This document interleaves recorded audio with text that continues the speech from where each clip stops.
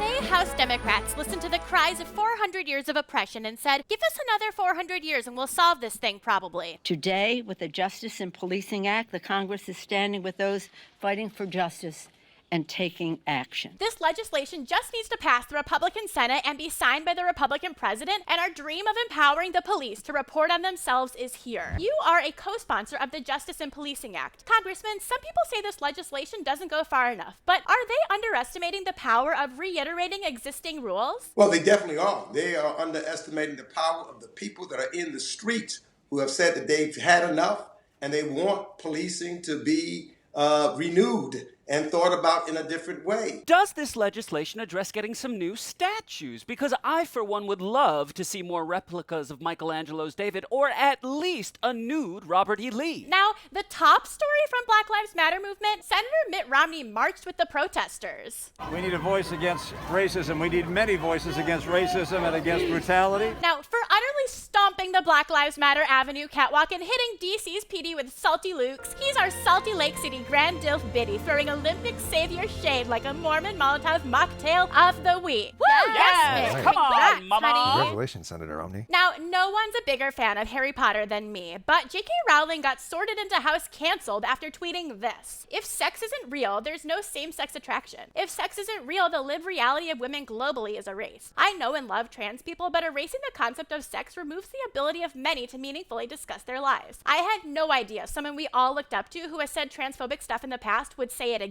Now, what are we doing with our Harry Potter books? I personally am thinking of creating a 10,000-foot mountain of fire to burn them in. Congressman, what are you doing with your Harry Potter books? I'm just praying, please, please, please just tell us just to write about the wizards. And just stay there. Don't talk about anything else. Just write and create wizards. Amend the Justice and Policing Act to say J.K. Rowling can only write and create wizards, y'all. Moving on, it's time for 4 softballs and 1 heater. Congressman Meeks, this is when we ask 4 softball questions and 1 heater. We reserve the right to edit out the softballs. And number 5, the Citizens for Responsibility and Ethics in Washington named you one of the most corrupt members of Congress. They reported ethics issues stem from accepting improper gifts and loans, involvement with charities under federal investigation, and actions on behalf of a convicted banker and campaign donor. Our question is it possible to do anything in this country without dangling a blank check in front of someone? But no, what I'll say is that's possible. What is possible is that as a black man in America, oftentimes there's various people, if you look at who does those things, accuses you of things. But once you're completely vindicated, when everybody looks at it, then you should look at the person that wrote those erroneous things about you. I am an ally, so I'm going to take that at face value and not investigate further. It's now time for the signal boost.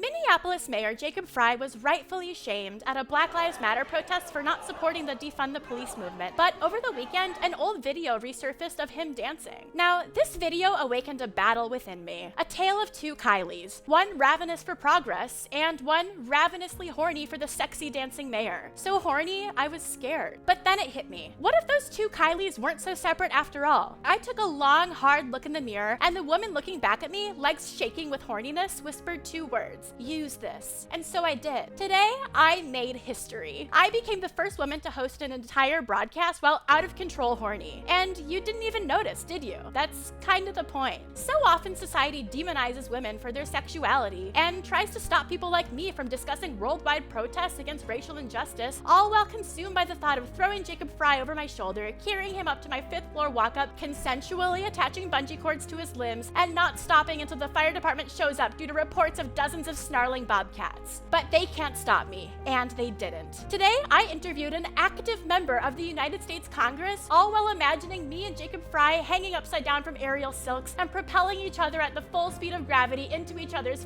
parts. And the result? My best show yet. And I moved the needle on both racial and horny equality because I showed America that we are all crazy horny for change. And that's your Sigma Boost.